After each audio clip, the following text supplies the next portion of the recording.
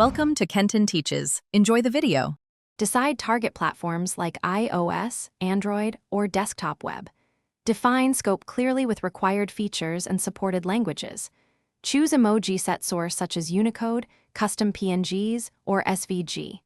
Estimate asset sizes and memory budgets to keep performance stable on low-end devices.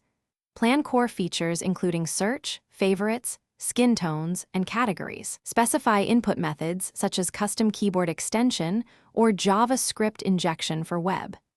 Create milestones for prototype, alpha testing, and final release with clear acceptance criteria.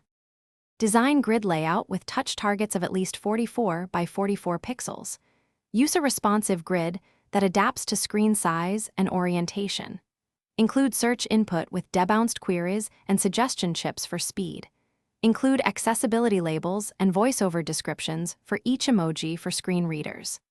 Implement scalable vector assets and dynamic type for legible sizes across devices. Provide fallback images for older platforms that lack color emoji support. Test contrast ratios and colorblind modes for inclusive usage and readability. Map emoji to their Unicode code points for native input insertion. For custom keyboard extensions, request necessary permissions, and explain privacy practices.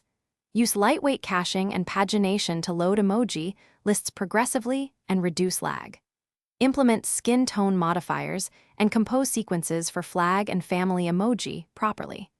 Write unit tests for mapping logic and UI snapshot tests for visual consistency. Perform beta tests on multiple devices and collect crash logs plus UX feedback.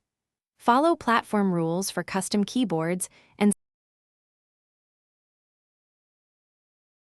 Thanks for watching. Please subscribe if this video was helpful.